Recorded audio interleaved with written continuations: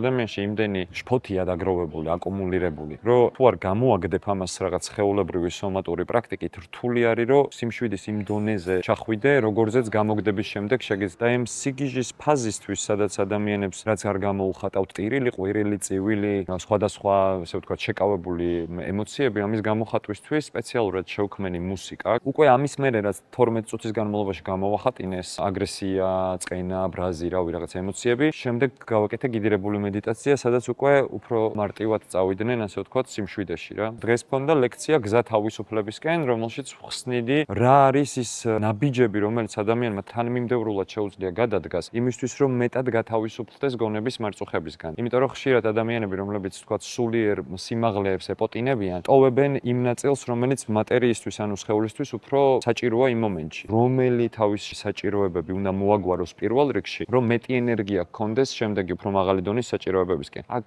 ზღვარი ამ მატერიალიზმსა და სულიერებას შორის არ არის, თუ ამას ერთიანობაში დაინახავ, როგორ უნდა მოიგვაროს ადამიანმა მატერიალური პრობლემები, რაც გასაშვებია გაუშვას, რაც არა დაიკმაყოფილოს პრაქტიკული უნარებით, იმისთვის რომ ენერგია წავიდეს შემდეგ, მაღლა, რომ ბუნებრივი კითხვა გაჩნდეს, ვინ ვარ მე, იმიტომ რომ სანამ ეს კითხვა არ გაჩნდება, გინდა ეკლესიაში არ და გინდა მედიტაციები აკეთე, სანამ შიგნით ეს კითხვა არ დაიბადება, არანაირი აზრი არ აქვს სულიერ პრაქტიკების გაკეთებას რა.